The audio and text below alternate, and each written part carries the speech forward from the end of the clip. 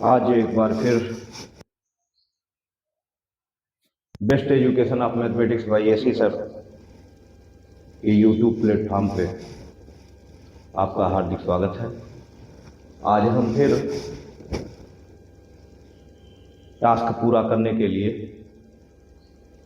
लाए हैं high school exam 2024 set 822 HY। तो HY के सवालों को हम देखेंगे और उन्हें विधिवत समझाते हुए आगे पूरी बारीकी पर ध्यान देते हुए, जिससे कि आपको समझने में सरलता हो और ऐसे गणना को ध्यान में रखते हुए बिना देरी किए हुए वीडियो स्टार्ट करते हैं।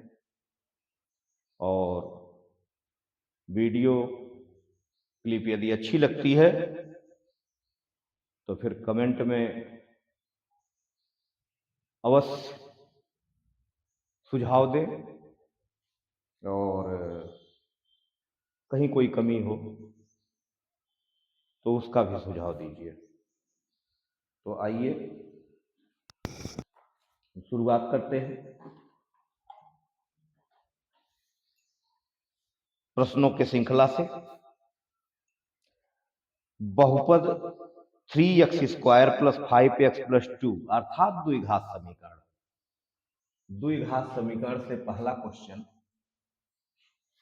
जिसमें बताया गया 3x² + 5x and +2 = 0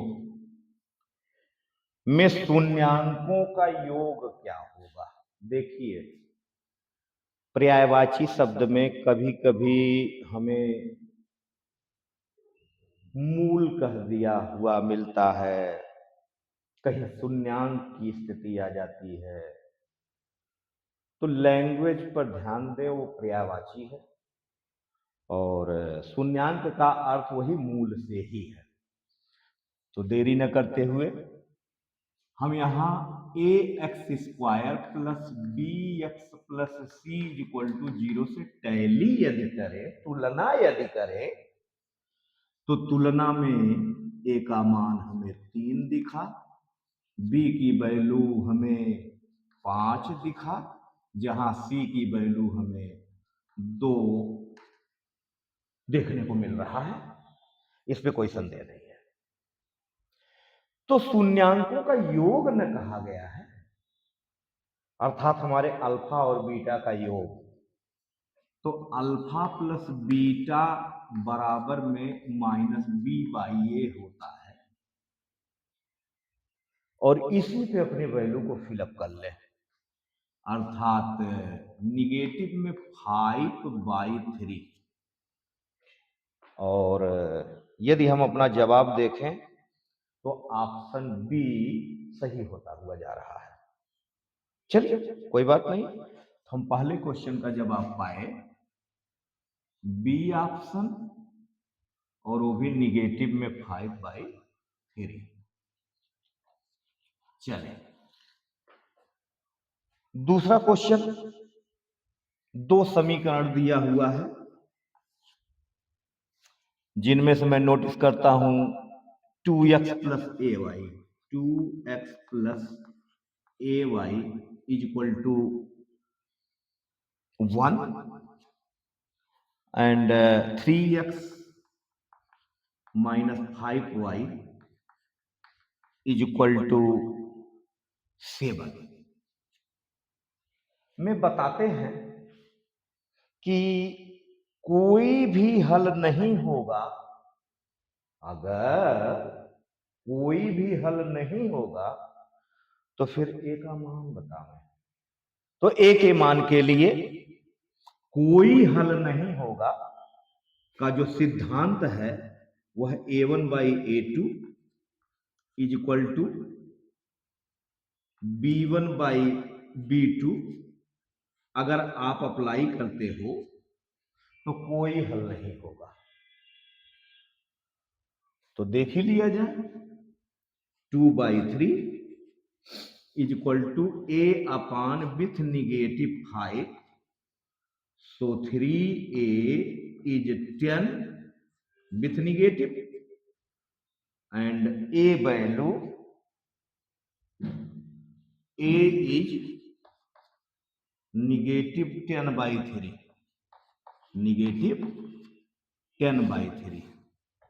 ओके, तो बड़े आसानी से हम a का मान प्राप्त करा लिए, जहां विकल्प सी सही होता हुआ जा रहा है।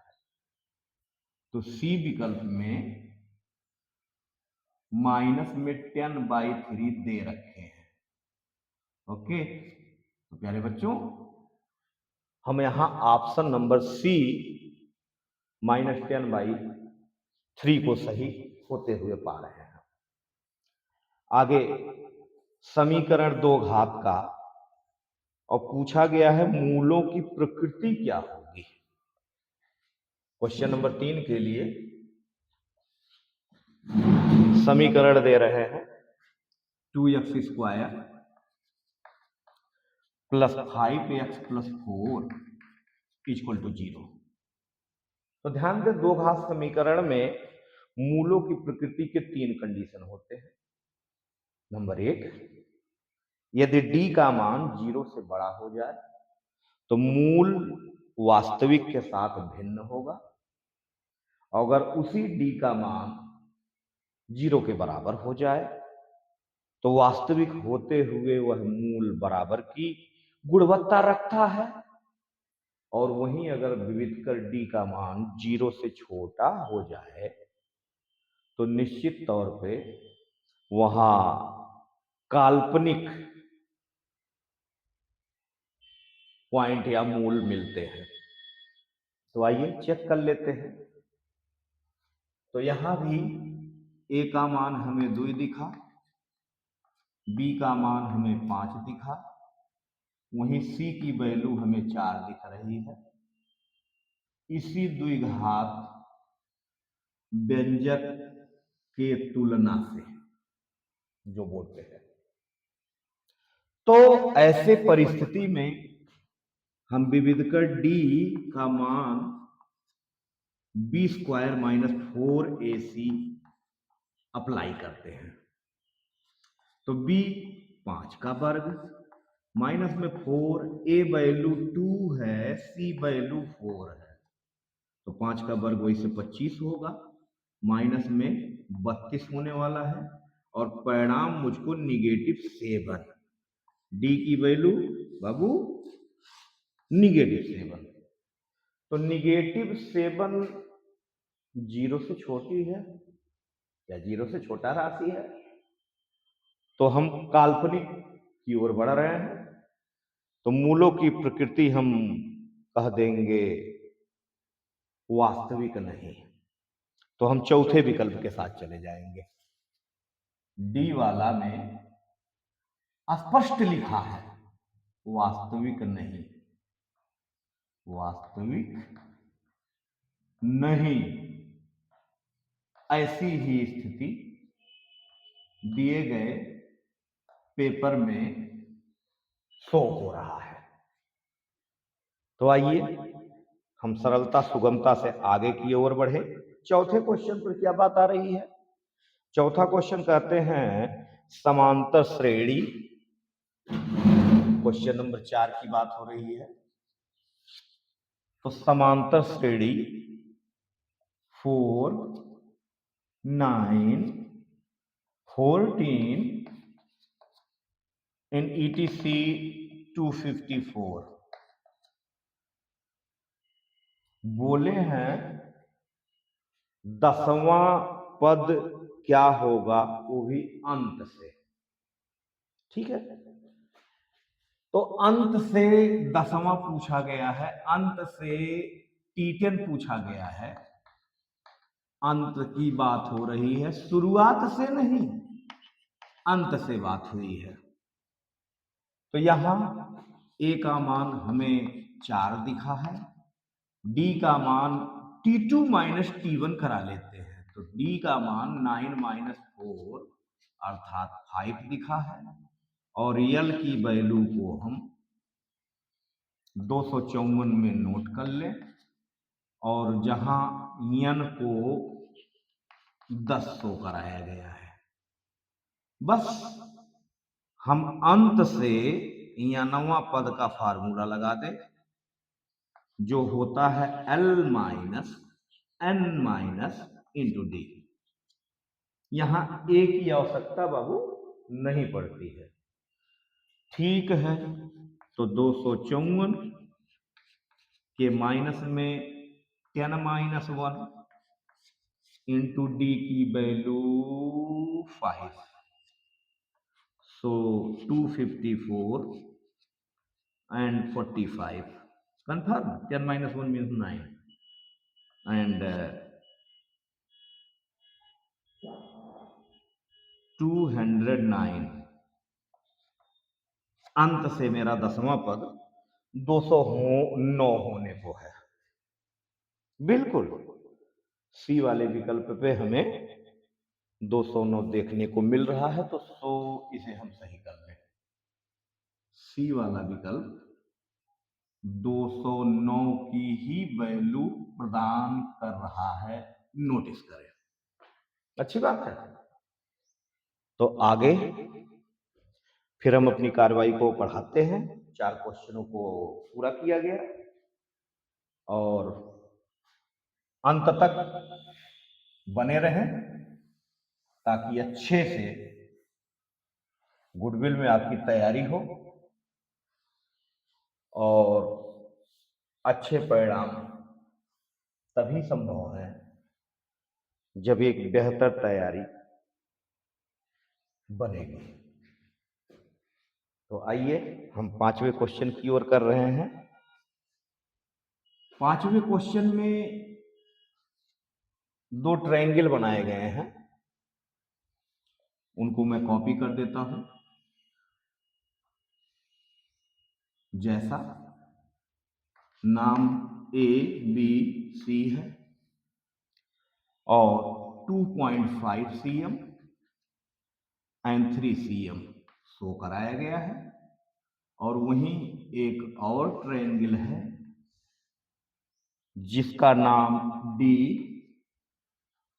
ई एफ में डी पर 80 डिग्री बैठाया गया है और यहां बी पर 80 डिग्री बैठाया गया है, और 5 cm एंड 6 cm शो कराया गया है। तो देखिए हमें यहां सिमिलरिटी को पकड़ना है। तो सिमिलरिटी में एंगल एंगल के बराबर और भुजाएं समानुपातिक। तो गौर करें, ये 5:6, अगर पॉइंट को देखें तो 3:30 बनता हुआ नजर आएगा, 5:6, और वहां EDF में भी 5:6, यानी भुजाएं तो 100% समानुपातिक निकली।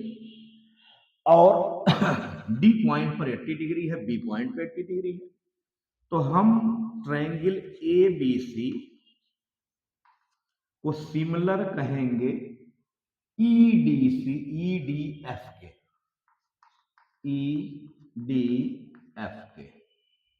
क्योंकि बीच में B है, बीच में D है, और भुजाएं AB और BC में ही है, तो यहां DE और EF में ही है। ठीक है, तो हम ABC सिमिलर EDF में जाएंगे, जो हमारा 5वें के C पे छपा हुआ है। तो 5वें सवाल का जवाब हम C के साथ जाएंगे और मेंशन कर देंगे त्रिभुज ABC सिमिलर होगा EDF के, ओके। चलिए जल्दी से हम छठे क्वेश्चन की ओर आते हैं। कहते हैं बिंदु -3, 4 दिया हुआ है छठे क्वेश्चन में, पॉइंट माइनस में 3, -4 कि मूल बिंदु से दूरी क्या होगी। बहुत ही आसान क्वेश्चन है जो 0,0 से दूरी ये पूछना चाहते हैं। जहां मूल बिंदु का नामकरण आ जाए ना, तो वहां पॉइंट हमारा 0,0 बनता है। तो दो बिंदुओं के बीच की दूरी d = लगा दें x1 y1 और x2 y2 स्वीकार करते हुए -3 का -0 का होल वर्ग और -4 -0 इन होल वर्ग। होल वर्ग में निगेटिव भी पॉजिटिव होता है, गौर करें, कैलकुलेशन है। तो यहाँ 9, यहाँ 16 मिलकर 25 और का वर्गमूल 5। यही हमारे d की वैल्यू मिलती हुई नजर आ रही है, वो भी प्लस माइनस होता है। तो हमारा विकल्प जो भी जाए 5, ओनली 5 दे दिए हैं, तो टेकन पॉजिटिव कर लिए हैं, टेकन निगेटिव टेकन पॉजिटिव में पॉजिटिव ले लिए हैं, सकारात्मक ले लिए हैं। तो सी का मान 5 होता हुआ, बिल्कुल। तो यहां हमें उपलब्धि मिल रही है सी, वो भी 5 मात्रक के साथ। आसानी से मैंने 5 मात्रक की दूरी निकाल लिया, वो भी वर्जिन पॉइंट से। तो क्वेश्चन नंबर 7 की ओर आते हैं। क्वेश्चन नंबर 7 में इन्होंने कहा है कि cot A in value of 3/4, so sec A in question mark. तो बहुत आसान है, हमें जहां जो एंगल दिया होता है उसे राइट हैंड लेफ्ट हैंड पे कहीं भी रखते हैं, और काट की स्थिति बनती है आधार का बटा लंब, यानी आधार मेरा 3 है तो लंब हमारा 4 है। तो कर्ण निश्चित रूप से 5 होगा, पाइथागोरस थ्योरम से। 3 त्रिका 9 4 चौक के 16 मिलके 16 9 25, 25 का वर्गमूल 5। अब पूछा गया है कि सेक ए का मान क्या होगा। तो सेक किसका संबंध लेता है, कास का उल्टा, यानी कि कर्ण का बटा आधार।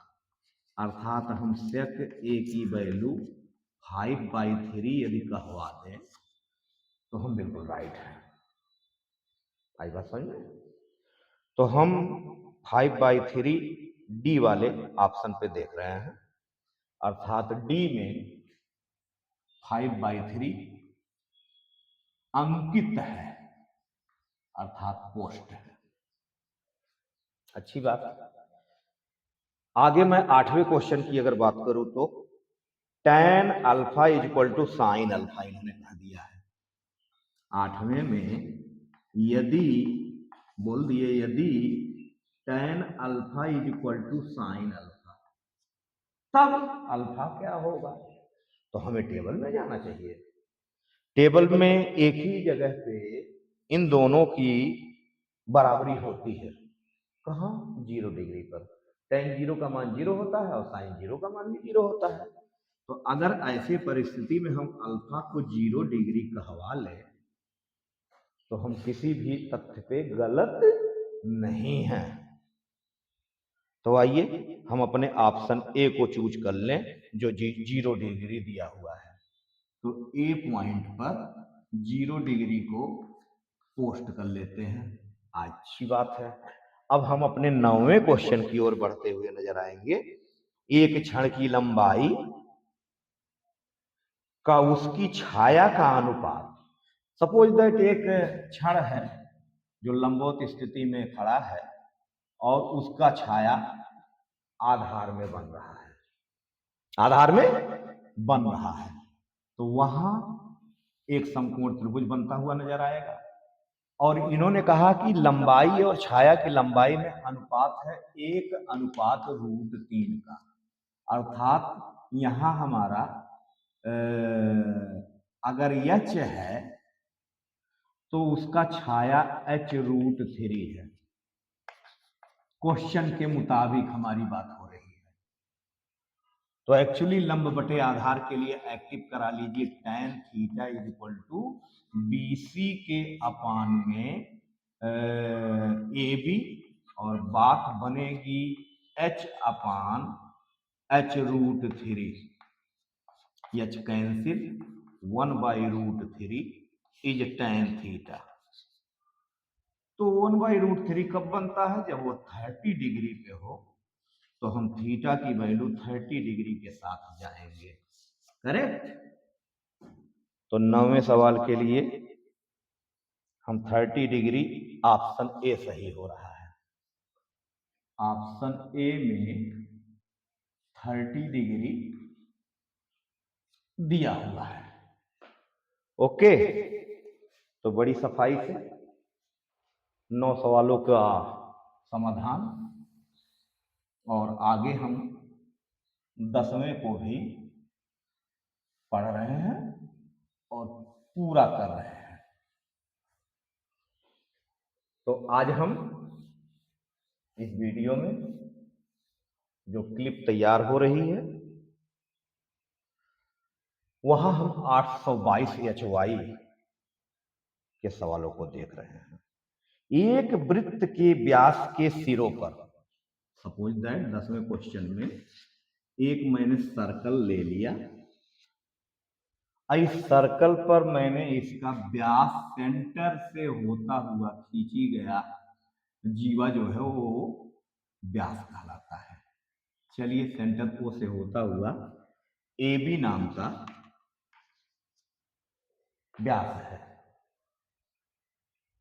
तो कहते हैं सिरों पर खींची गई समांतर स्पर्श रेखाओं, सिरों पर, इनके सिरों पर देखिए, अगर खींचा जा सकता है तो एक समांतर रेखा यह होगा और दूसरा समांतर रेखा यह होगा। स्पर्श रेखाओं की संख्या कितनी होगी? जेन्युइन बात है, आपके सामने मैंने खींच के दिया है, यानी 2 होगा, 2 रेखाएं होंगे, इसको नोटिस करें। तो सी ऑप्शन पर 2 दिया हुआ है, तो हम 10वें में हम सी को सही कर लेते हैं। 10वें क्वेश्चन पर सी सही करके जवाब दे दें कि 2 स्पर्श रेखाएं खींची जा सकती हैं, और हम 11 नंबर के क्वेश्चन को पढ़ते हैं और उनका समाधान देखते हैं। 11 नंबर के सवाल को पढ़ करके समाधान देखते हैं। 12 सेंटीमीटर त्रिज्या वाले, सवाल पढ़ते ही तुरंत आर का मान 12 सेंटीमीटर नोटिस कर लिया गया। 60 डिग्री के कोण वाले, यानी थीटा का मान तुरंत नोटिस कर लिया गया कि 60 डिग्री में त्रिज्य खंड का क्षेत्रफल क्या बनेगा? तो आपको पता होना चाहिए, area is equal to pi R square theta upon में 360 degree, and pi R is 12 in square, theta 60 and upon 360, cancel of 6 time, okay, and pi supported 144 and by 6 in cancel of 24 time, so 24 pi centimeter square is your right answer। 24 पाई वर्ग centimetre हमें प्राप्त होता हुआ नजर आ रहा है। तो ऐसे में हम सी वाले विकल्प को सही कर लेते हैं। सी पॉइंट पे 24 cm स्क्वायर वैल्यू दे रखा है। आइए क्वेश्चन नंबर 12 की ओर। यदि एक गोले का व्यास, क्वेश्चन नंबर 12 में एक गोले का व्यास बताए हैं d है, यानी व्यास की वैल्यू को d कहवा दिया गया, तो वाजिब बात है इसकी जो त्रिज्या होगी वो व्यास की आधी होती है ना, तो d/2 होगा। क्या है? d है तो त्रिज्या d/2 बनता है। अब कहते हैं कि आयतन क्या होगा, तो v इक्वल टू चलता है 4/3 पाई आर क्यूब, तो actually 4/3 in pi d/2 in whole cube, तो 4/3 पाई डी क्यूब बाई 8 और 4 cancel out 2 time and dead sure pi D cube by 6 pi D cube by 6 cubic यानी घन मात्रक। तो पाई D cube by 6 हमें option D दिख रहा है। तो ऑप्शन डी में क्या कहा गया? पाई डी क्यूब अपान 6, यही राइट आंसर होगा। तो क्वेश्चन नंबर हम 13 की ओर चलते हैं अपने क्रम को आगे बढ़ाते हुए।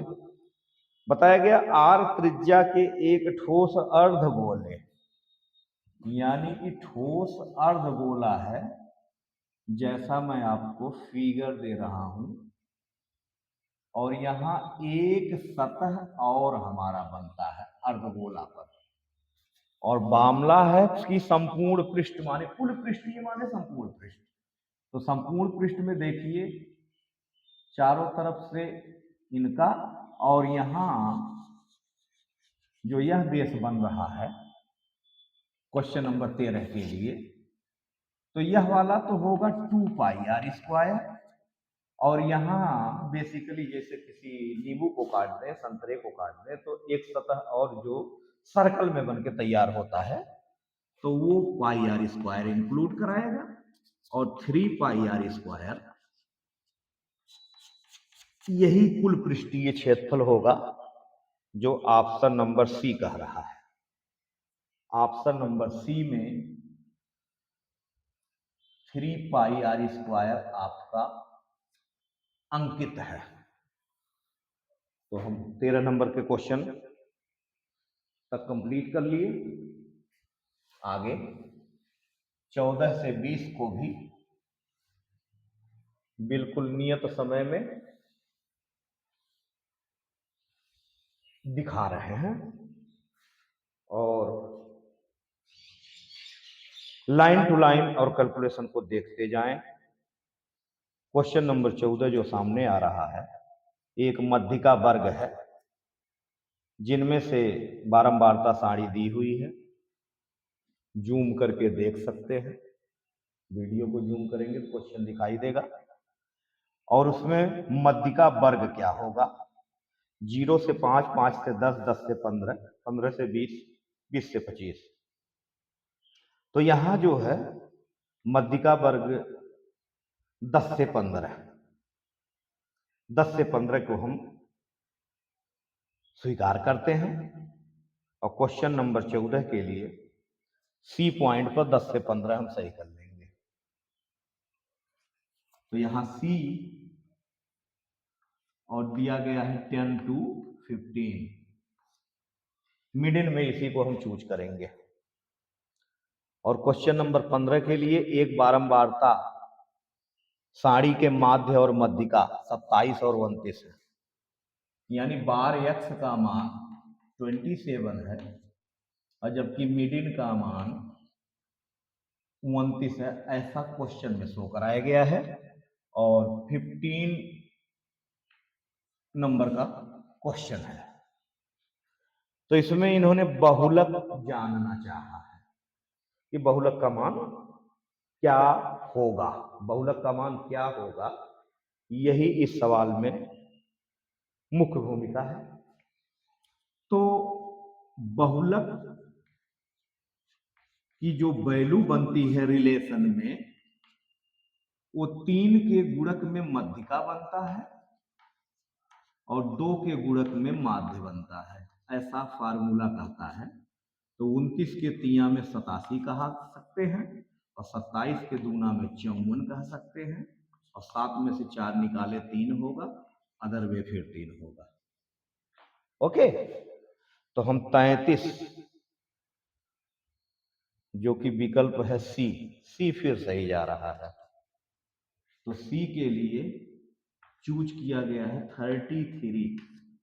ओके, तो आइए हम 16 नंबर की बात करते हैं। ऐसे करते करते 16 नंबर में भी माध्य पूछा गया है, जो कि एक छोटा सा टेबल दिया हुआ है। तो वर्ग अंतराल जब होता है तो हमें आपको याद रहना चाहिए कि 4 कॉलम बनाए जाते हैं।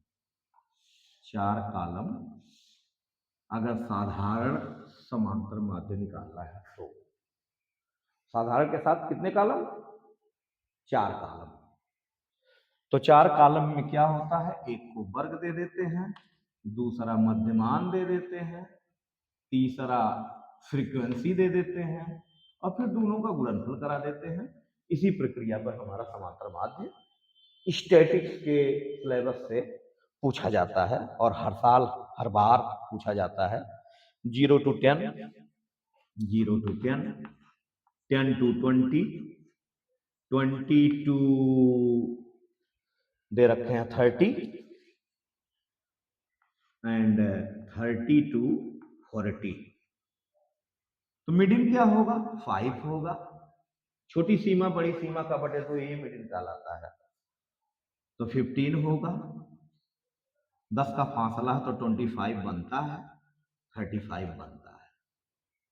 फ्रीक्वेंसी इन्होंने दे दिया था 2 1 4 3, 2 1 4 3 फ्रीक्वेंसी है, यानी कि बारंबारता है।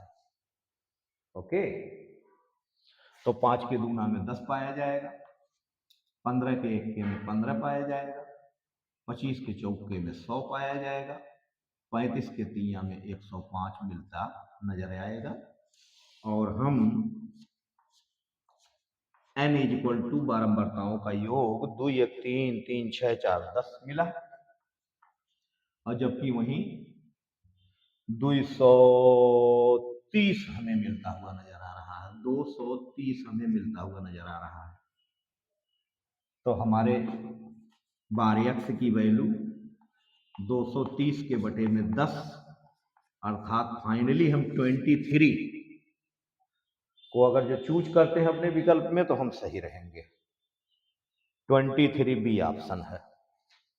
Option number B is 23, confirmly 23, in right answer is B. फिर कहते हैं 18वां क्वेश्चन में, दो मित्रों का जन्म 2020 में हुआ था। दो मित्रों का जो है बर्थ है 2020 में हुआ था। तो कहते हैं इस बात की प्रायिकता बताइए कि दोनों का जन्मदिन एक ही दिन में हुआ हो। तो जब एक ही दिन में हुआ है तो यज्ञ तारीख ली जाएगी। तो घटित घटना जिसे हम NE कहते हैं वो 1 डे है। एंड NS, तो NS के लिए गौर करिए 2020 लीप ईयर है। अब बोलेंगे लीप ईयर क्या है? तो वह वर्ष जो 4 से कट जाए तो लीप ईयर कहलाता है। और एक्चुअली इसमें दिनों की संख्या हमारी 365 के बजाय 366 हो जाती है।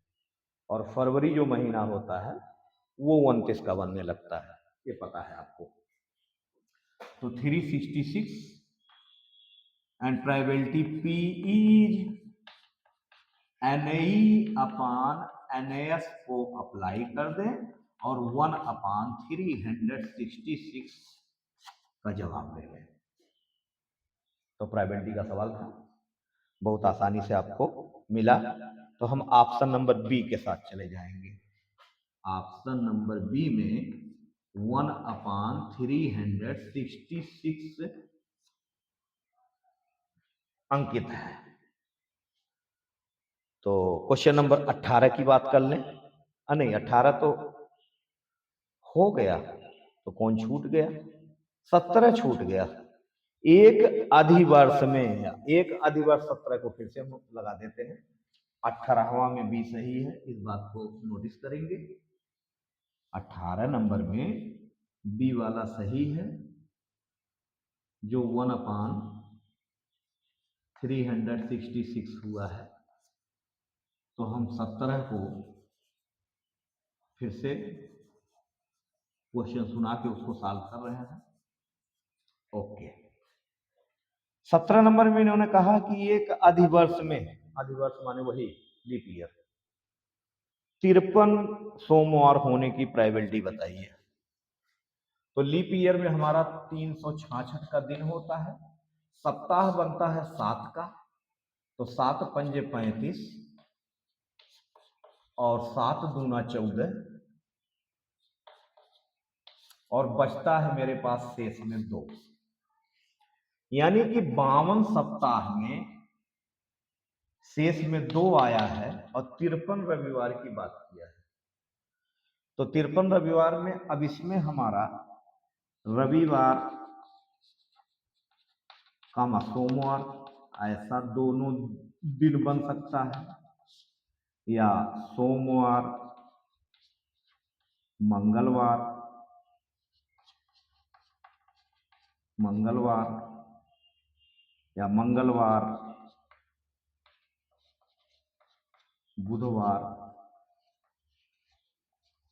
एक्चुअली ऐसे हमारे 7 पेयर खड़े होंगे निश्चित रूप से।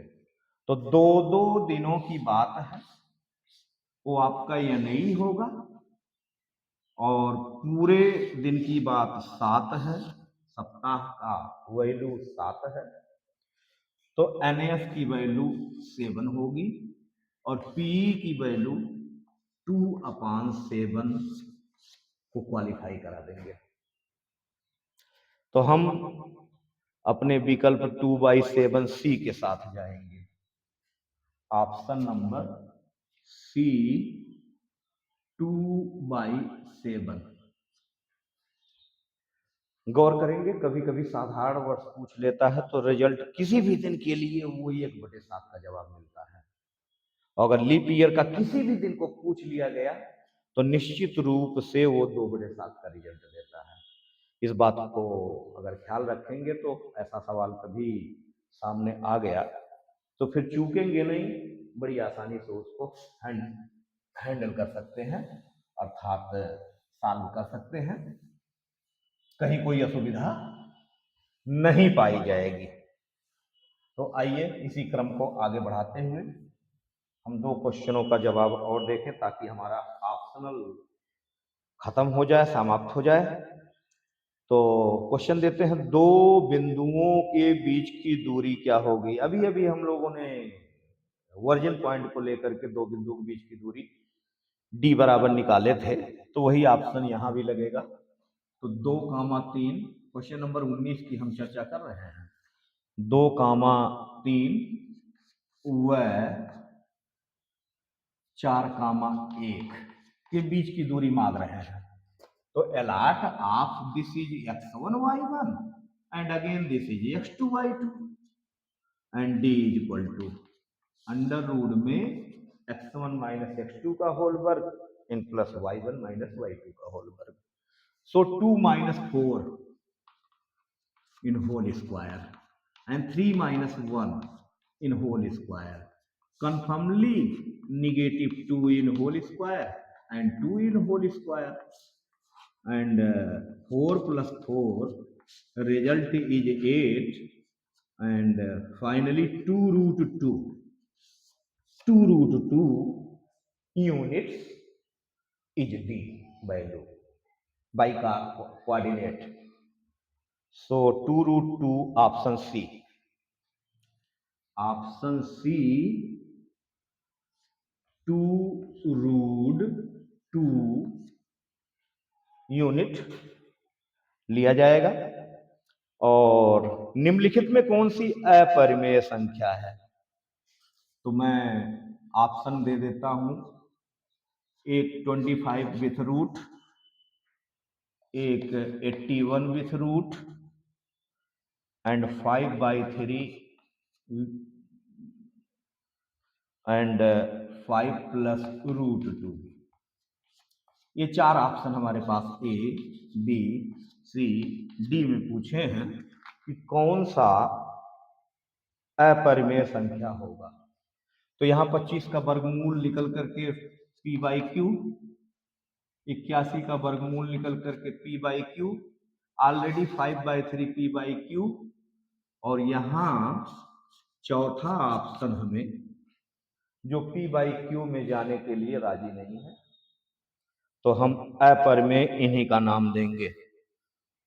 तो ऑप्शन डी को लॉक करके 5 + √2 का चुनाव कर लेना है। आई बात समझ में? तो बड़ी आसानी से देखिए,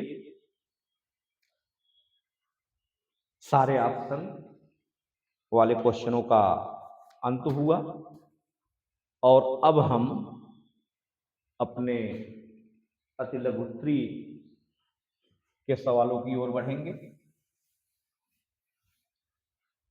तो क्वेश्चन नंबर 21 को बता रहे हैं, जो ABCD में बटे हुए हैं उनका भी हम समाधान करते हैं। क्वेश्चन नंबर 21/A का सपोर्ट करें। यदि दो संख्याओं का अंतर 26 है, माना कि दो संख्याएं हमारी x और y है, तो x - y = 26 equation first, then condition first. फिर कहते हैं एक संख्या माने x, दूसरी संख्या माने y का 3 गुना है, अर्थात x - 3y = 0, second equation, condition second. द्वितीय कंडीशन से दूसरा समीकरण भी तैयार हो गया। अब हम x - y = 26 को घटवा दें। चिन्ह समान, संख्या समान, घटाने का क्रम आता है, घटाने पर स्पष्ट लिख भी दें। तो x कैंसिल होगा, माइनस में 2y का रिजल्ट हमें -26 and y value is 13, and y का मान हम 2 नंबर में भरवा दें।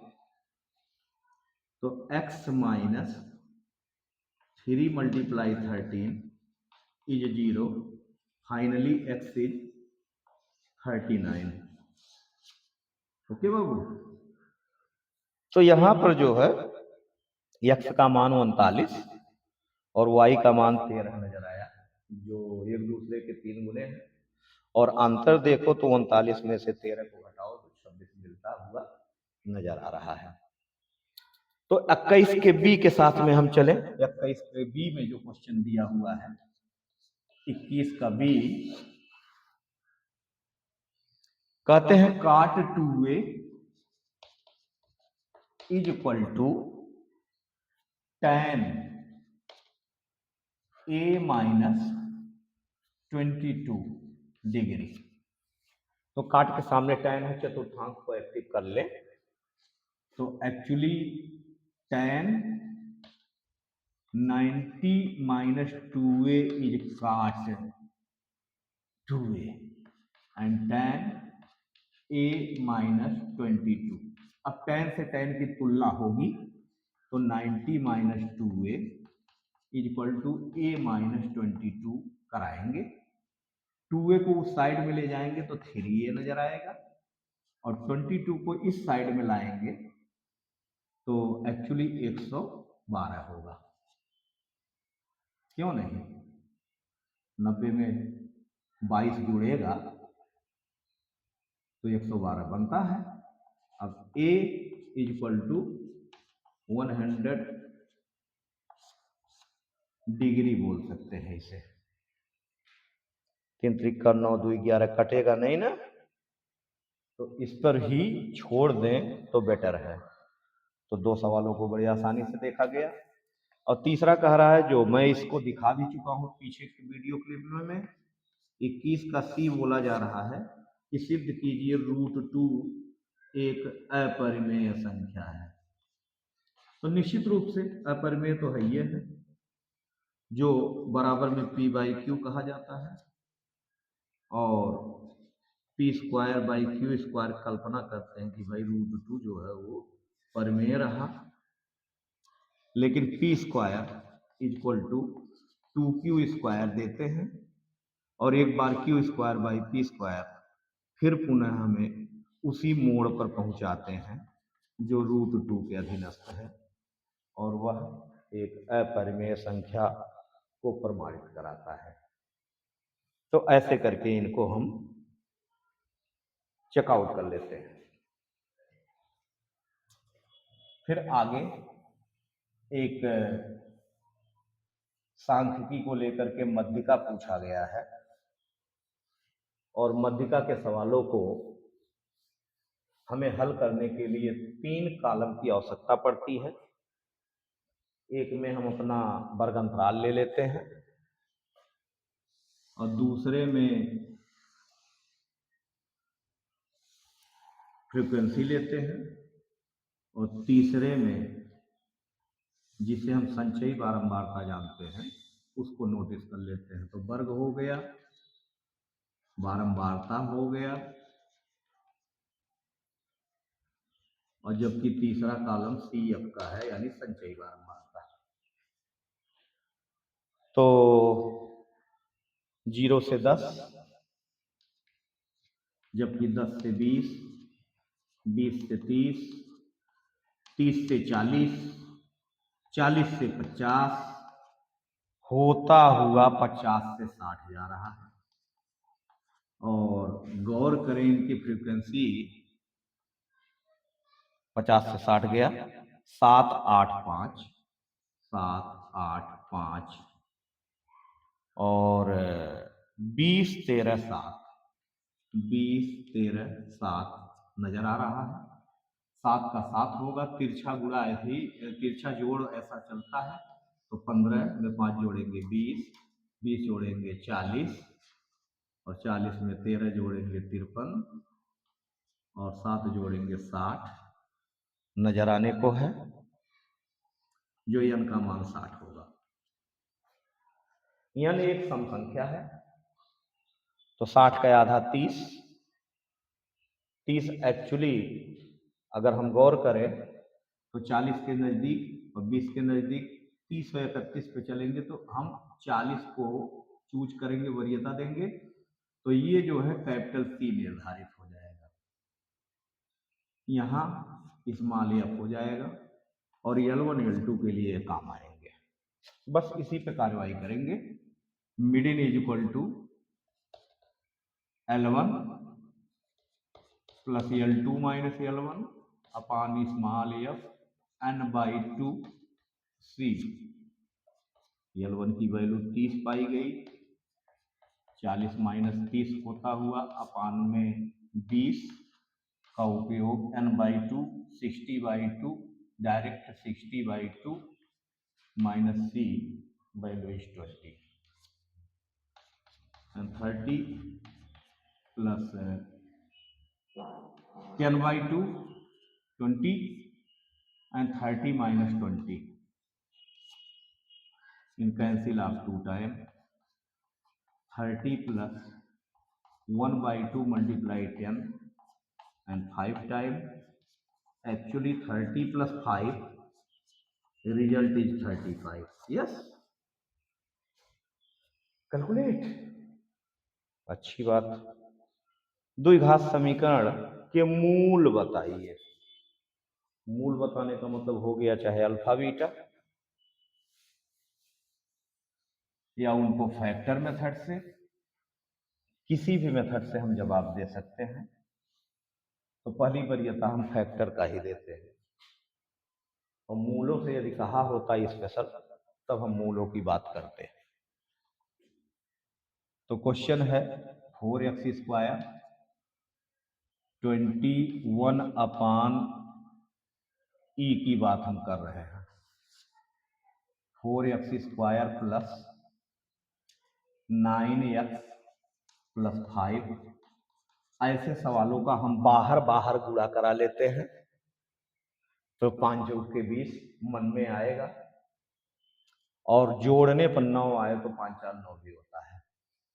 तो 4x², पॉजिटिव में 5x, पॉजिटिव में 4x plus 5 equal to 0, and x common 4x plus 5 and plus 1 common 4x plus 5, री common 4x plus 5 and balance x plus 1 equal 0, yet 4x plus 5 is 0, then x is negative 5 by 4 and x plus 1 is 0, then x is 1 with negative, and here are this alpha and this beta.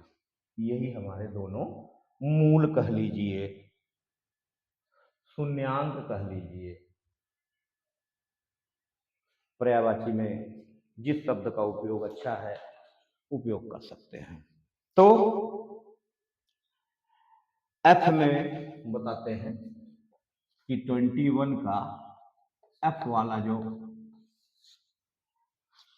Question है, 1 centimetre व्यास वाली यानी diameter हमको 1 cm दे दिया गया, और 8 centimetre लंबी यानी H का मान हमें 8 cm दे दिया गया। तांबे के छड़ का आयतन क्या होगा? तो रेडियस का मान ½ cm होगा, और आयतन भी इक्वल टू अप्लाई कराइए, एक छड़ बेलनाकार होगा तो πr² h को इस्तेमाल करें, और कटने योग्य नहीं है तो पाई को पाई ही चलावें, 1/2 इन होल स्क्वायर करा लें, और मल्टीप्लाई में 8 है तो डाल दें। Pi into 1/4 multiply 8 cancel of 2 time and 2 pi centimeter cube. This is your result. V equal to, तो बड़े आसानी से एफ वाले क्वेश्चन को पूरा करा लिया गया, और 21 सवालों का समापन हो चुका है।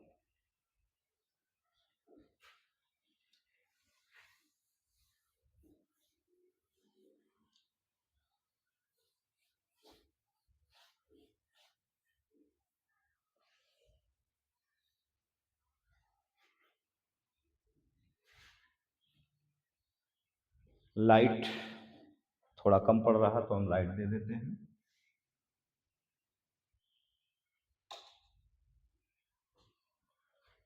और अपने सवालों को कंटिन्यू रखते हैं। ओके, लंबी वीडियो से मत घबराएं बाबू, क्योंकि जवाब होता है और सवाल के साथ उसका जवाब मिलना ही चाहिए। अब आपका पेपर ही 3 घंटे का बनता है तो क्या करेंगे? इसीलिए लॉन्ग वीडियो से कभी न घबराएं, और हमारी वीडियो यदि अच्छी लगे, हमारे क्लिप अच्छे लगे तो उसे लाइक करें, शेयर करें, सब्सक्राइब करें, ताकि आप उसका पूरा लाभ उठा सकें। चलिए आगे बढ़ाते हैं। यदि किसी एपी के पहले यम पदों का योग n है, यानी कि बता दिया जा रहा है FM is equal to n है, और n पदों का योग यम है, यानी एफएन इज यम, तो श्योर एंड सर्टेन एफएम में हम रखेंगे तो नजर आएंगे m/2 इन ब्रैकेट। हम मानेंगे यदि प्रथम पद ए है और सार्वधातुक डी है, तब ये घटना घटने जा रही है। तो 2a m-1 into D is n, equation first. इसी क्रम में n/2 and 2a plus n minus 1 into D is m।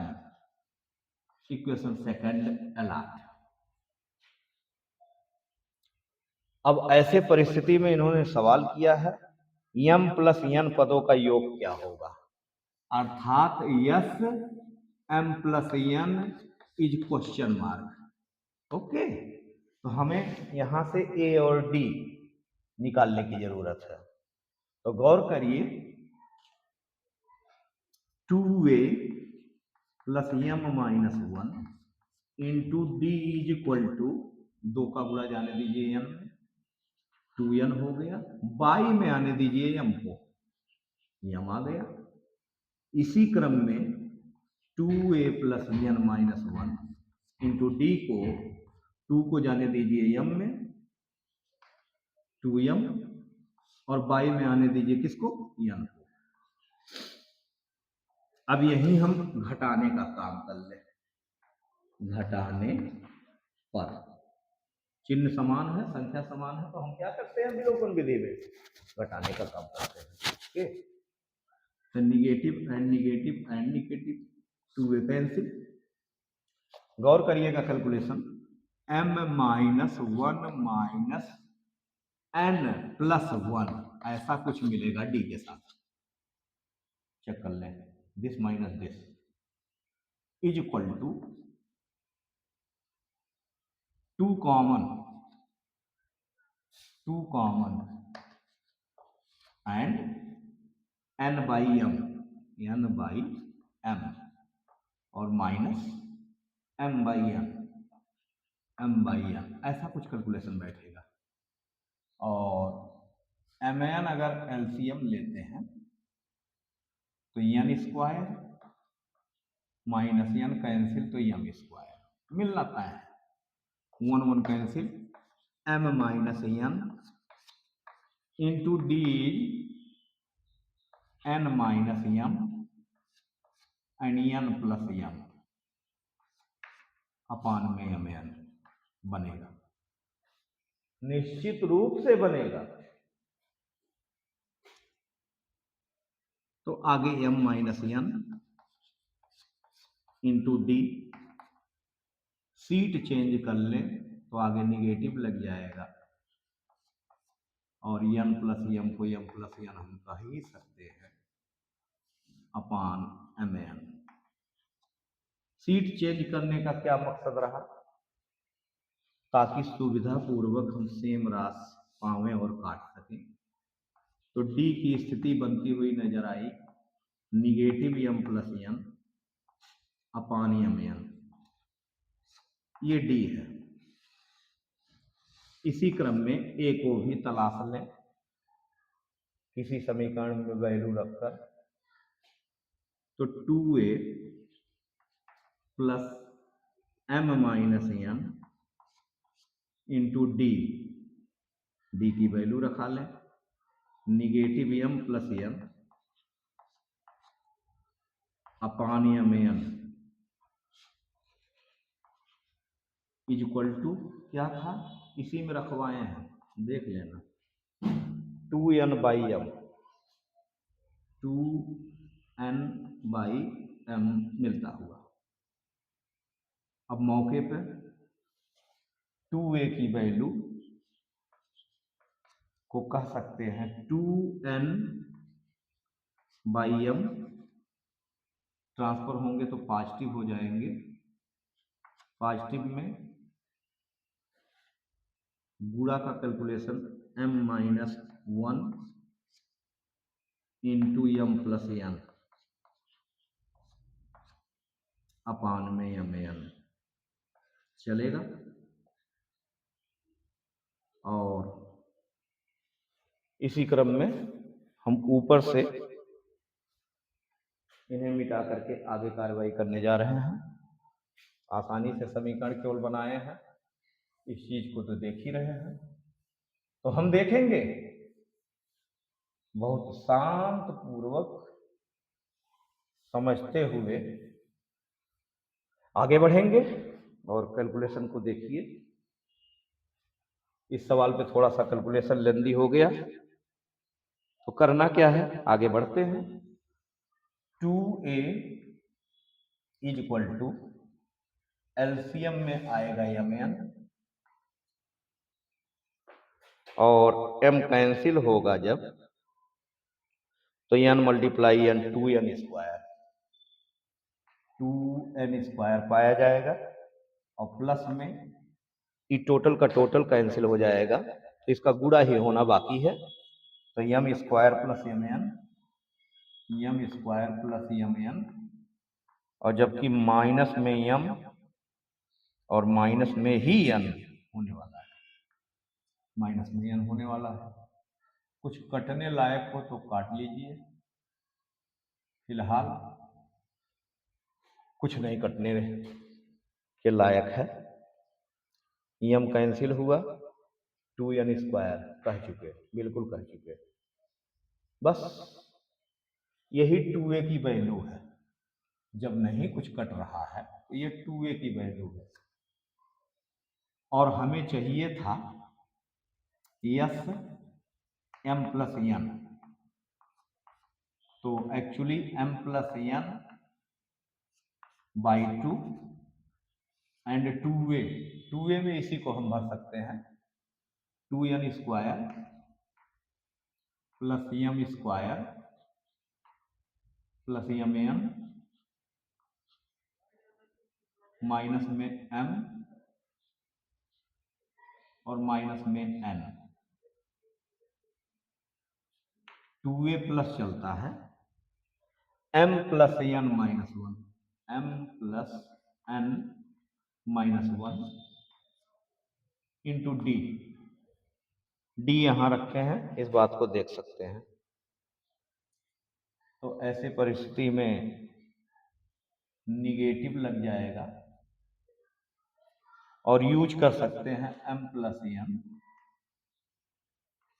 के बाई में mn, बाई में mn। अब इसी चीज को कैलकुलेट करना है और इसी चीज को कैलकुलेट कर लेंगे तो m प्लस n बाई 2, कुछ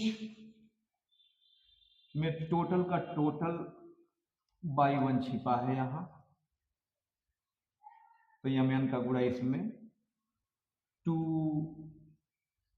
mn cube plus m cube n m square n square minus m square n and minus mn square, फिर बीच में निगेटिव है और इसका गुणा होना है, तो नजर आवेगा m square mn mn and n square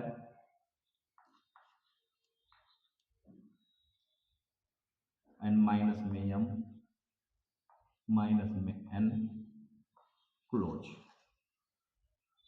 और अपान में वो mn चलता रहेगा। और जब इसको खोलेंगे तो देखिए कुछ कटने पिटने वाला नहीं है, बस कैलकुलेशन करके छोड़ दीजिए। ऐसे वाहियात के क्वेश्चन कभी कभी आ ही जाते हैं। तो खैर कैलकुलेशन मैंने कर दिया है और कार्यवाही वही होगी जो होना चाहिए, बस इसको कैलकुलेट कर देंगे तो योग m प्लस n का योग आ जाएगा। तो आगे बढ़ते हैं। ये क्वेश्चन किया गया 22 का ए, अब 22 के बी की ओर बढ़ेंगे।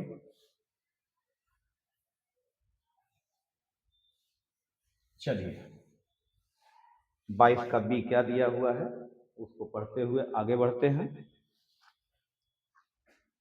क्वेश्चन 22 अपान बी,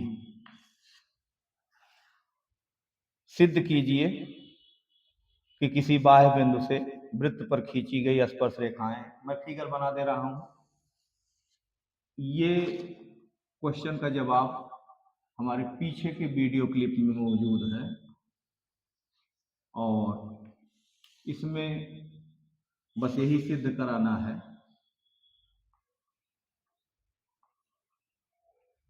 कि PA बराबर PB।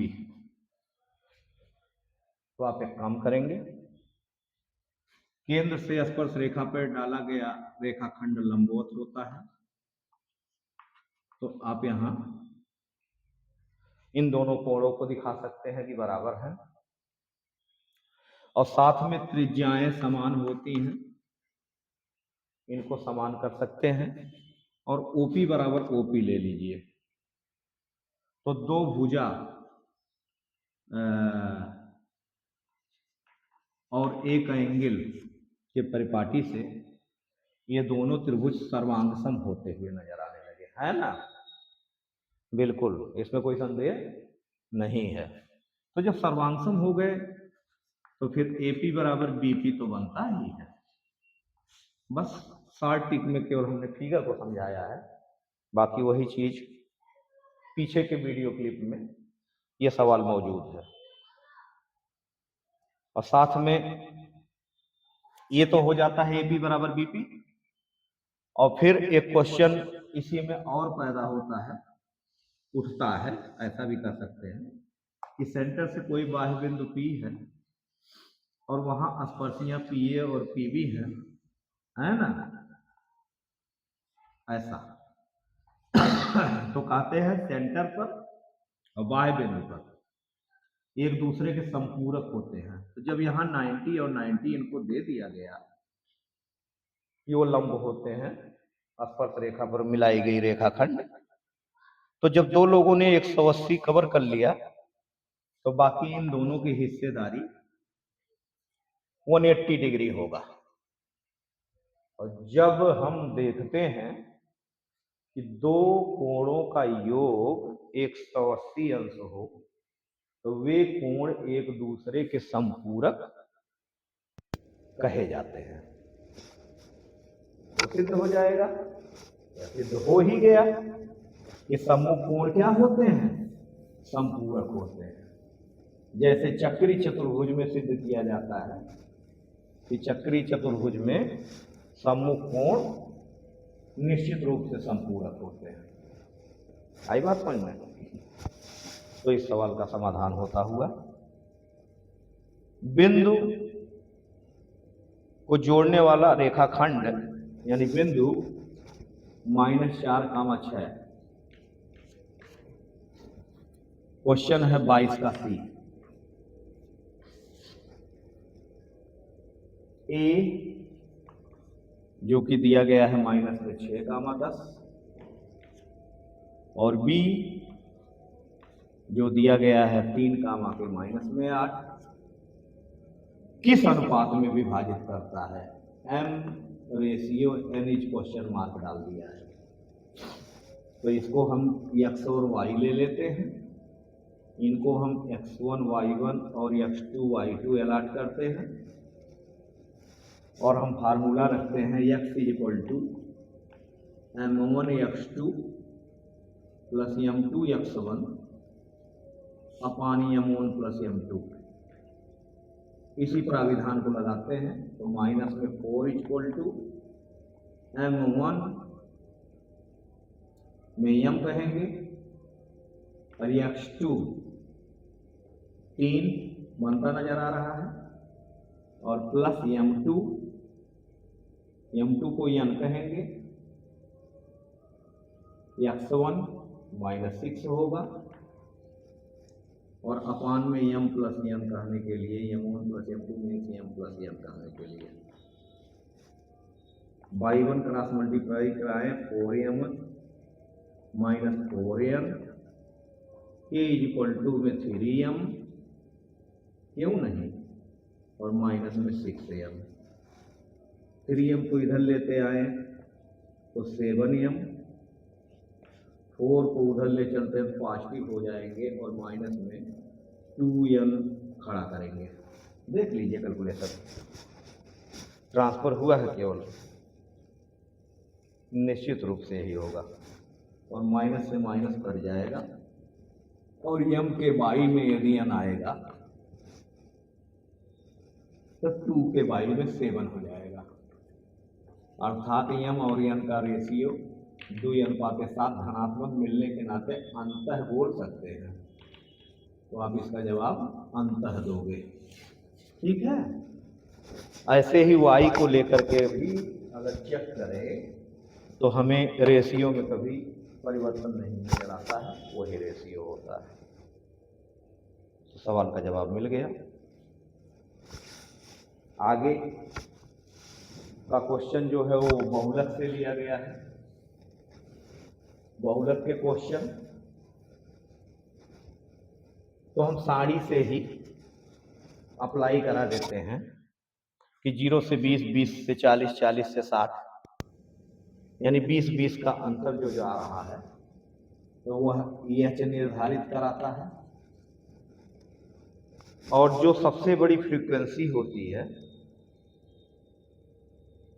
उसे हम F1 लेते हैं, तो सबसे बड़ी फ्रीक्वेंसी 12 है,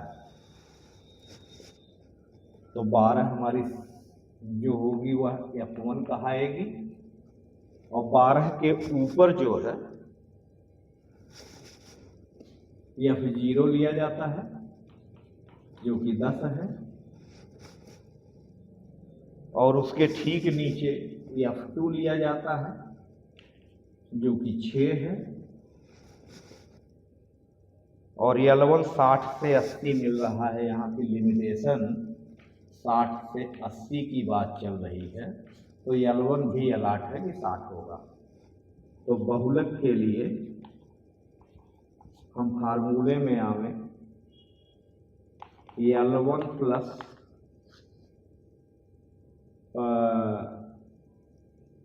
नीचे 2F1 minus F0 minus F2, और अप साइड में F1 माइनस F0, ऐसा कुछ चलता है आपके, और इंटू में यह चलता है, इंटू में यह होता है। तो L1 की स्थिति 20 है, नहीं 20 कहाँ है, 60 है, और प्लस F1 12 के माइनस में 10 हो जाएगा, और वहीं 2F1 के नाम पर 24 होगा, माइनस में 10 और 6 होंगे, और गुणक में हमारा 20 काम करेगा, तो 60 के प्लस में 2 गुणे 20 के बटे में 16 और 24 का फर्क क्या होता है, 8। तो हम 4 बार में काट करके 5 बार में काट दें, और ये जो 65 हमको मिल रहा है यही बहुलक का क्रम हो जाता है। ठीक है, तो अच्छी बात है, यह सवाल भी कोई जटिल नहीं है, आसान था। और अब हम आपको लिए चलते हैं 22 के ई पर। 22 के अपान में ई नंबर का क्वेश्चन है, और कहते हैं मूलों को ज्ञात कीजिए। तो हम फैक्टर मेथड अपनाएंगे, 3x² minus 2√6x and plus 2, गुणा कराने पर हमारा बाहर 6 आ रहा है, और जोड़वाओं में तब भी वही आ रहा है 2√6, निगेटिव में तोड़ देते हैं, √6 का गुणा 6 बन जाता है, तो 3x² निगेटिव में √6x, फिर निगेटिव में √6x प्लस 2 = 0। तो यहाँ से हम √3x यदि कॉमन ले लें तो √3x माइनस में √2 ऐसा मिलेगा। और यहाँ से भी अगर जो हम √2 निकलवा लेते हैं तो √3x माइनस √2 ही मिलेगा। अर्थात देख लीजिए मूल बराबर है ये कहानी हो रही है। √3x minus √2 in whole square डेट से। और तो ऐसे हालत में अल्फा बराबर बीटा हो जाएगा, जो √3x माइनस √2 इज 0 और x इक्वल टू रूट में 2/3।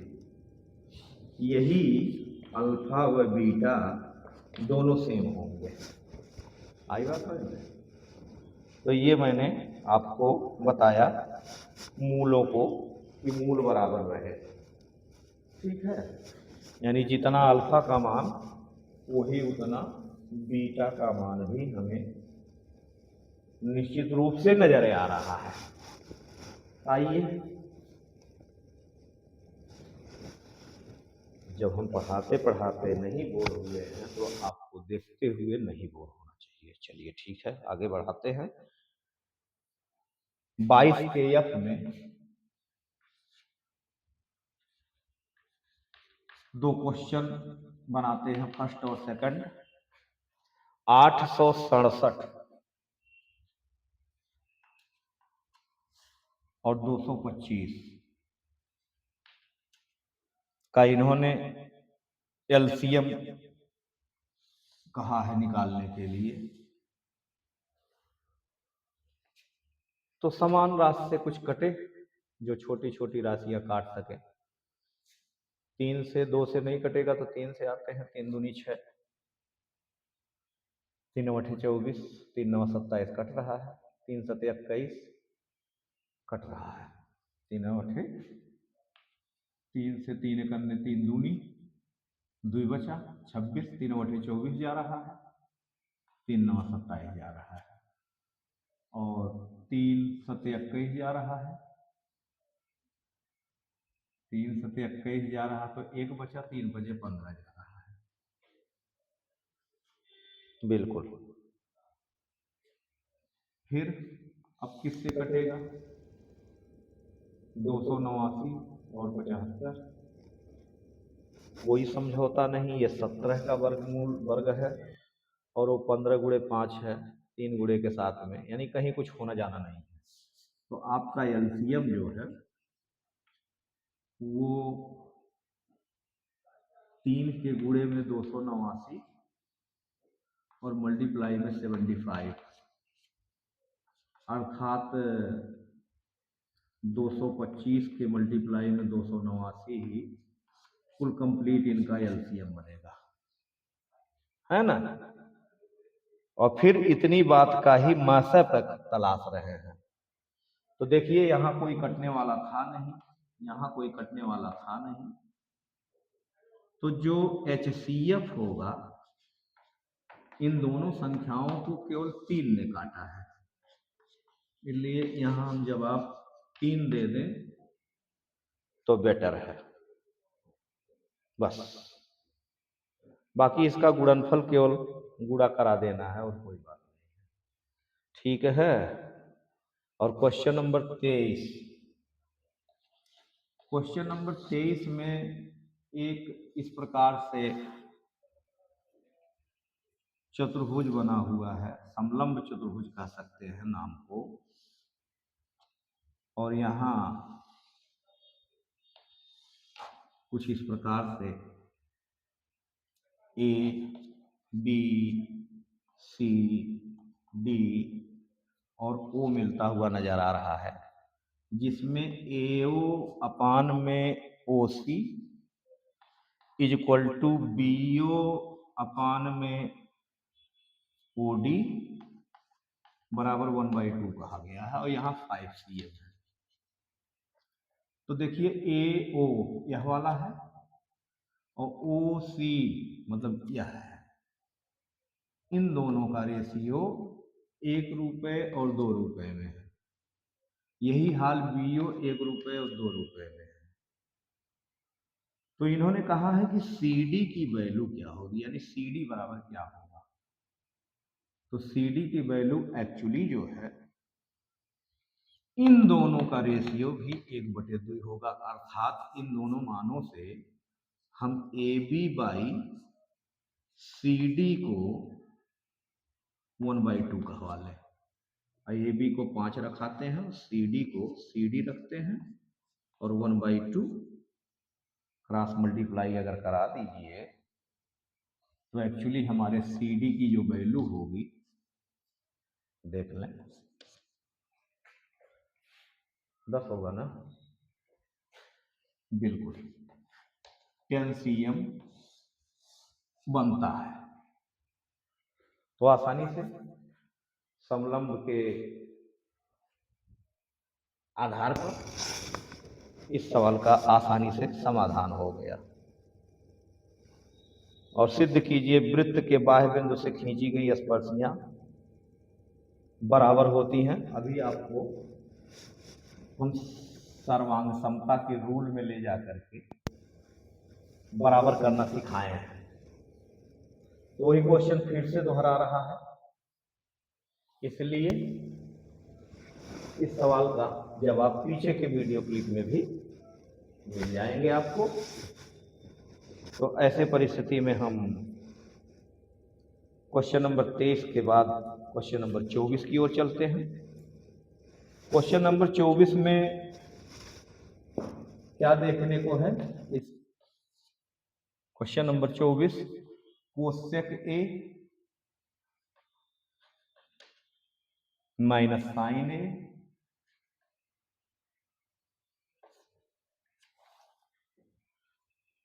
सेक A माइनस कास A के इक्वल टू में 1/tan A प्लस काट A। ये बात हमें सिद्ध करानी है। तो आइए हम LHS से अपनी शुरुआत करते हैं। तो LHS में 1/sin A माइनस में sin A सेल्फ, एलसीएम ले लेते हैं sin A, और निश्चित रूप से 1 माइनस साइन स्क्वायर A का मिलना तय है। देख लीजिए मिलेगा कि नहीं मिलेगा, बिल्कुल मिलेगा। और यही हालात इनके साथ भी करवा दिया जाए, 1/cos A माइनस में cos A, और एलसीएम यहां भी जब बनेगा cos A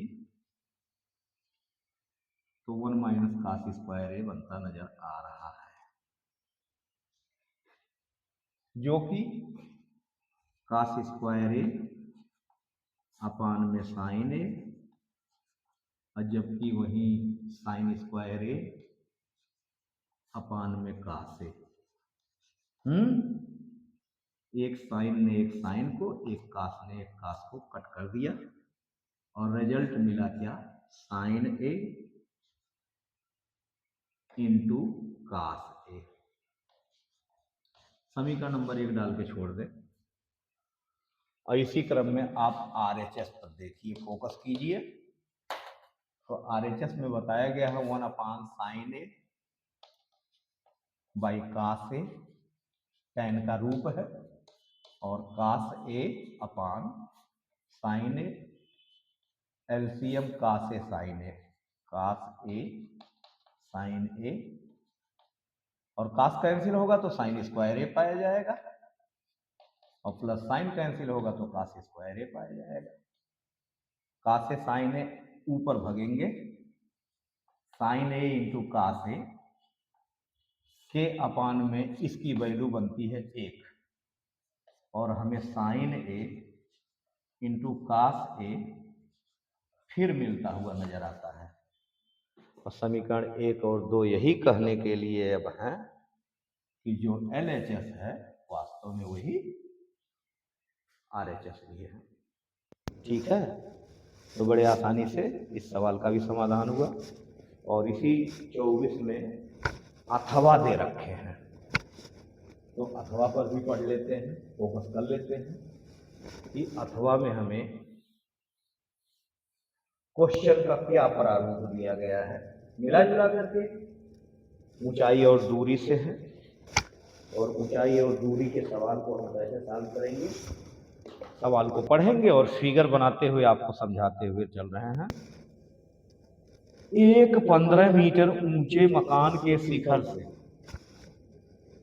15 मीटर ऊंचा मकान हो गया और बगल में एक टावर है। चलिए 15 मीटर ऊंचे मकान के शिखर से टावर के उन्नयन कोण, शिखर का उन्नयन कोण 30 अंश है। यानी इनको अगर हम मिलवाते हैं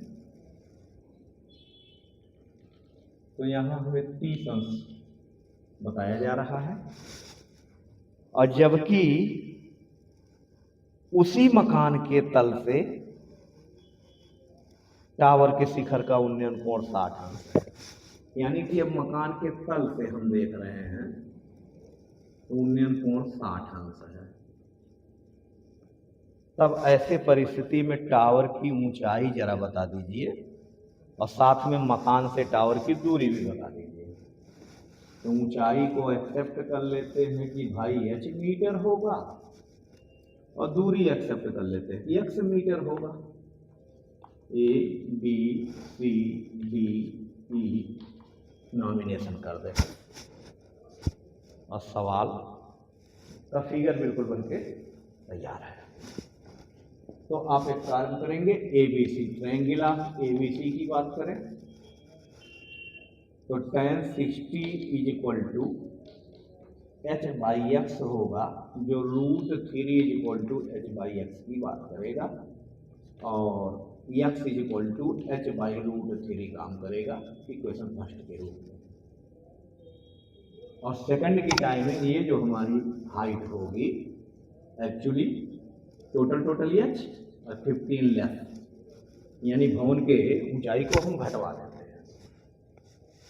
तो निश्चित रूप से DEC में ट्रायंगल ऑफ DEC में tan 30 is equal to h/-15 upon x के, तो √3 is equal to 1/√3 equal to h-15 upon x के, जो √3h -15 √3 is equal to x के।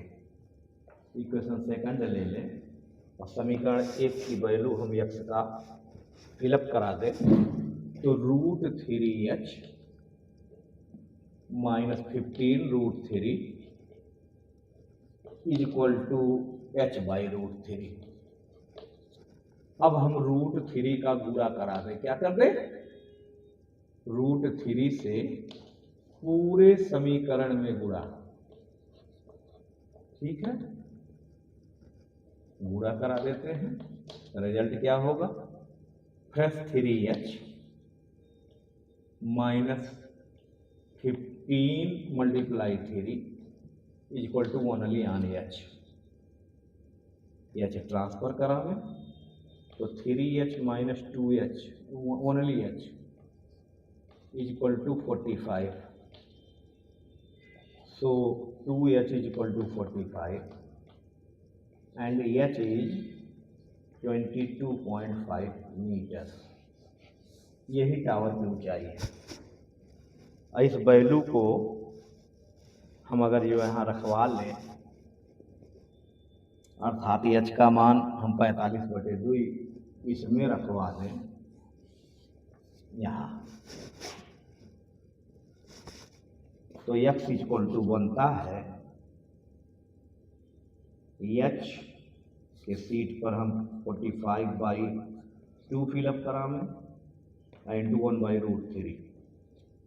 √3 से यहाँ कैंसिल होगा तो 15 × 45 बनता है, 15√3 आ जाएगा, और वो 15√3/2 मीटर की वैल्यू होगी वही जो यहाँ पूछा गया था कि टावर और मकान के बीच की दूरी का पाई जाएगी। ठीक है, तो हम इसी क्रम में क्वेश्चन नंबर 25 का समाधान कैसे देखेंगे। कोई कठिनाई नहीं है, बिल्कुल सरलतम और पूरे कैलकुलेशन को आसान बनाते हुए।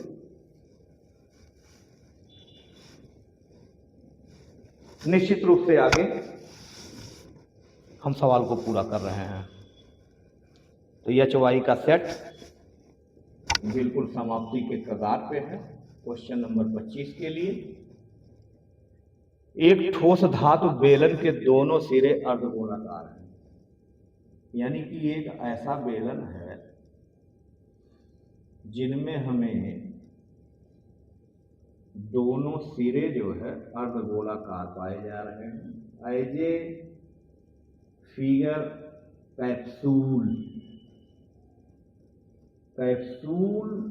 के अकॉर्डिंग है, जिनमें बताया गया कि बेलन का व्यास 7 सेंटीमीटर है, अर्थात डायामीटर को देखा गया तो 7 cm पाया गया।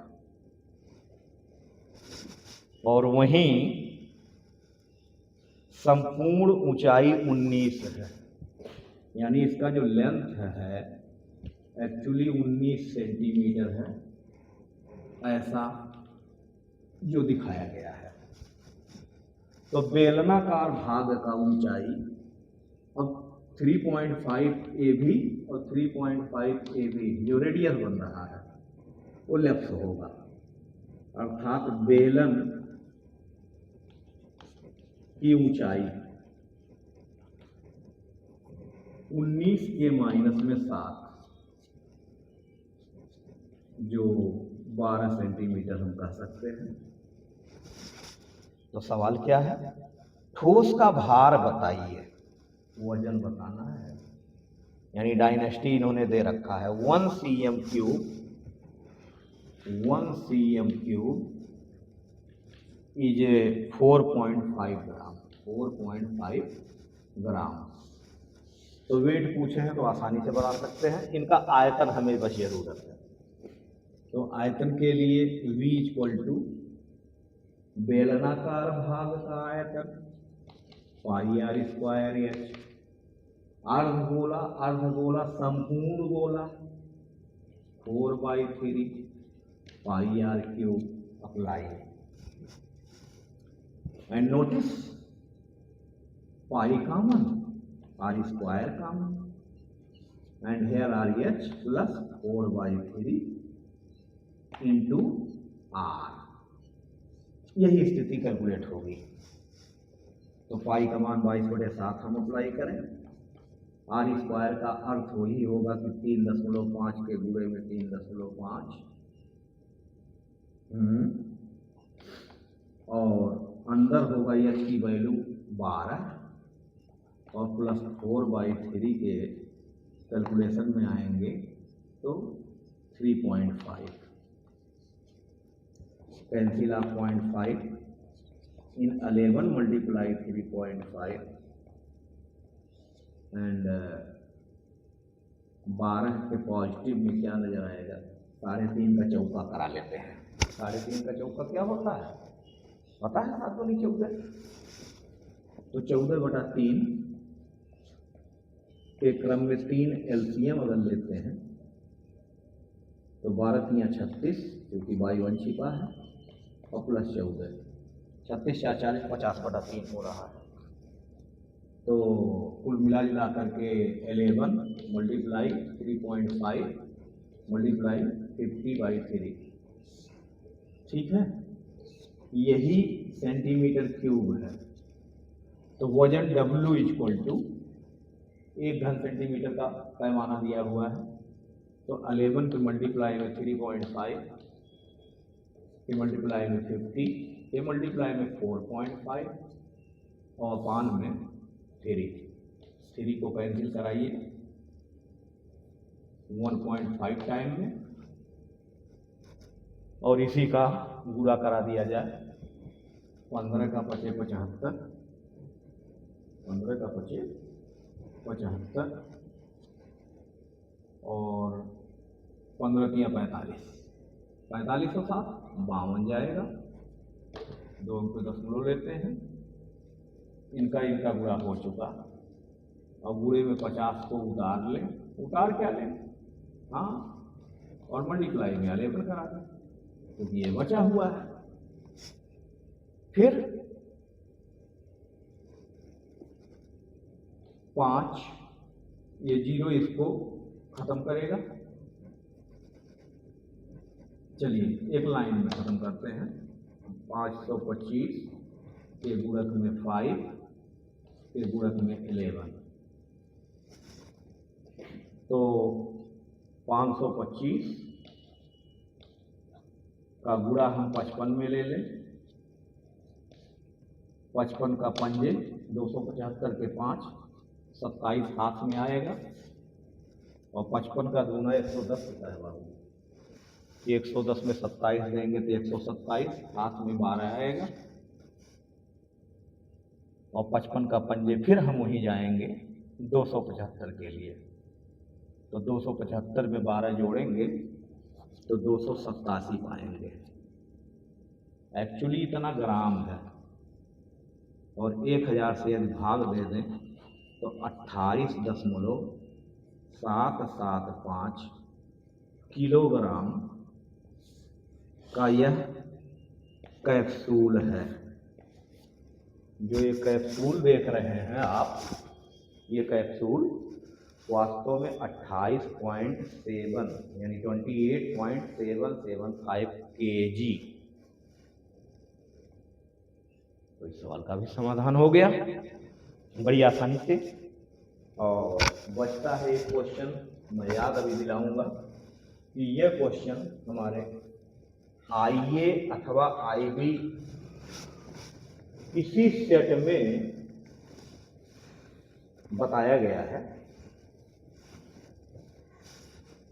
और समझाया भी गया है। तो एक कोई सर्कल है और उसमें ए बी नाम की कोई जीवा है, जो उसके सेंटर पर एक्चुअली 60 डिग्री का कोण बनाती है, और रेडियस की वैल्यू 15 सेंटीमीटर बताया गया है। तब लघु भाग का क्षेत्रफल, अर्थात इसे हम A1 कह दें, और दीर्घ का क्षेत्रफल जो A2 कह दें, तो A1 के लिए आप अप्लाई करोगे r² in bracket pi theta upon में 360 माइनस साइन थीटा बाई 2, और 15 का वर्ग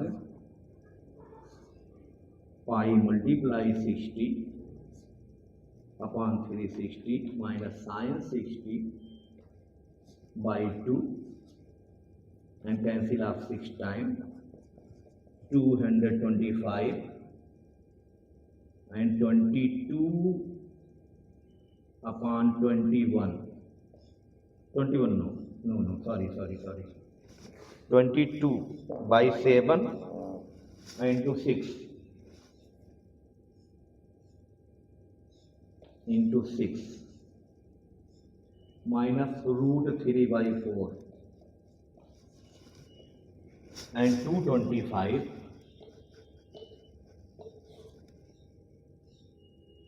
कैंसिल करा सकते हैं। 3 और 11 11 by 21 रूट 3 by 4 84 आपका एलसीएम बनेगा जो 44 और 21 रूट 3। एक्चुअली रूट 3 की वैल्यू इन्होंने बताया है 1.73 लीजिए, और पाई के मान को भी इन्होंने कहा था कि 3.14 लीजिए, हमने 22/7 में लिया है, कोई बात नहीं। 225 इन 44.000 मनचाहा ले सकते हैं, और 21 में 1.732 और 22 में 84 चल रहा है, वो चलता रहेगा। और इसी को सॉल्व कर डालिए और लास्ट में आपको जवाब मिल जाएगा।